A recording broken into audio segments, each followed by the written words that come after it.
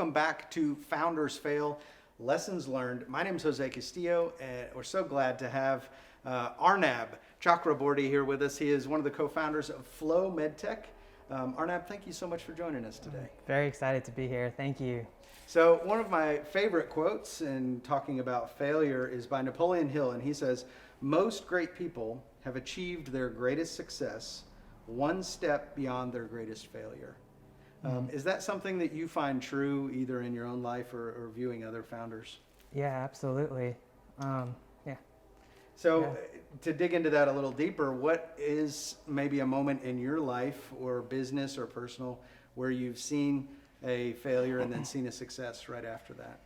Well, for us, when we first started Flow MedTech, we were biomedical engineers, newly graduated biomedical engineers. And so there were a lot of parts of the business that we didn't understand or know. And so we had made, ran into a lot of difficulty, made a lot of mistakes trying to figure out what we need to do, from filing patents to figuring out the regulatory strategy with FDA. And the best way to go about it for us, we figured out, was just to ask a million questions. And so we went out, we networked with whoever we could, whoever would speak with us, and we asked them all these questions. And if they couldn't answer it, we're very grateful that they introduced us to people that they knew that could help us with those questions. And so that's how we slowly started understanding all the different aspects of the business for ourselves, and so that we could really make Flow MedTech succeed and progress to what it is today.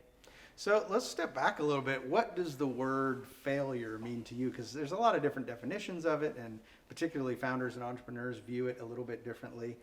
What does the word failure look like in your dictionary?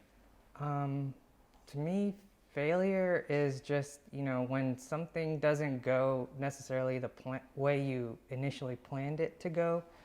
And so when that happens, we learn from it, and then we try plan B or plan C or plan D or however many plans it takes to get to what the ultimate goal is. And so it's never a brick wall where we just run into it and stop. It's okay, we need to figure out another path to get around this wall. And so, point A might be right here and point B might be right here, and plan A is probably try a straight line, but we may have all these different routes that go all around point B until we finally get there. But that's, I think, learning those different paths and how we get to point B, that's important. I agree. It's probably why entrepreneurs use whiteboards a lot, so we can draw all those little squiggly lines all over. To get right to the heart of it, what is one of your greatest failures, either in business or life? That's a tough one. It is tough. I know it's a loaded question, but it's also something I think asking a lot of these entrepreneurs and founders that has gotten some cool gems out of them. So, and it doesn't have to be business. It can be something in your personal life. Well, I think when we're not able to necessarily get for a business, if we're not able to get a certain investor that we're really hoping to get, that can be perceived as a failure. But to us, it's just like what we've been taught is you're going to hear 1,000 no's before you get a yes. And so sure, it may be disheartening in the moment, but we know that this isn't the end. And why we try to ask that person or that company, why did you not invest in us? And we try to find answers to those, or find solutions to those questions and their answers. And then we just go and approach the next investor with a much better package than the one we had for the investor before that. And so I think that that's definitely something that's a continuous process for us, and something to just keep working at. So what's the difference between failure and fear of failure? We have a lot of folks right now that are afraid, and there's fear out there, and particularly when we're making decisions. How do you differentiate between the two of those? Well, for me personally, I think the fear of failure comes from not being prepared enough. And so sometimes, in the past I've struggled with being nervous when presenting a project, or just the thought of, a deadline coming up. And as I've analyzed it and spoken with some of my mentors and advisors and seen how they've done their work, I realized, the more you can prepare for something, whether it's presenting a project or a product launch, the less that fear is there in you. So, if I think that, okay, I have this big presentation coming up, and think through all the different ways that it might fail or it might not go the way I anticipate it to go, and plan around it or against that, then that fear slowly, goes away, and you just feel much more confident in your work, in yourself, your team, and the product or the project launch. And so I think, that's what fear of failure means to me, is just maybe not being as prepared as I could be.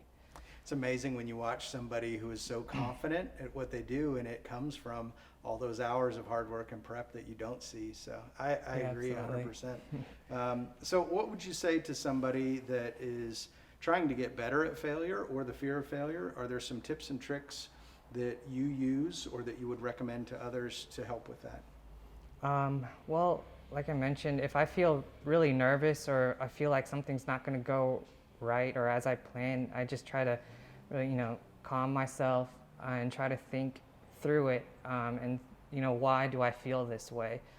With everything that I've prepared so far, where do I feel like I'm the weakest, or the team or the project is the weakest? And let me just rack my brain and figure out all the different ways that I can make that part stronger. And I don't think you should ever feel scared or afraid to present a project or an idea or launch your product. I think, just take some time and consult with people. If you're, a lot of people, we've all been through failures and big presentations or whatever, and we've learned from it.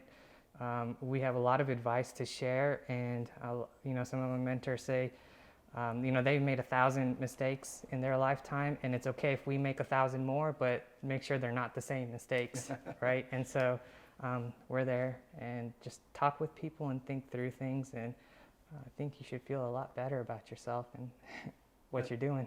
That's awesome. Well, thank you so much for sharing that. I really appreciate it. You're welcome.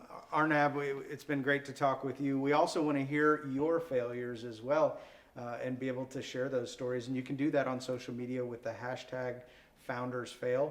And this has been Founders Fail Lessons Learned, and we'll see you next time. Thank you so much for coming. Thank you.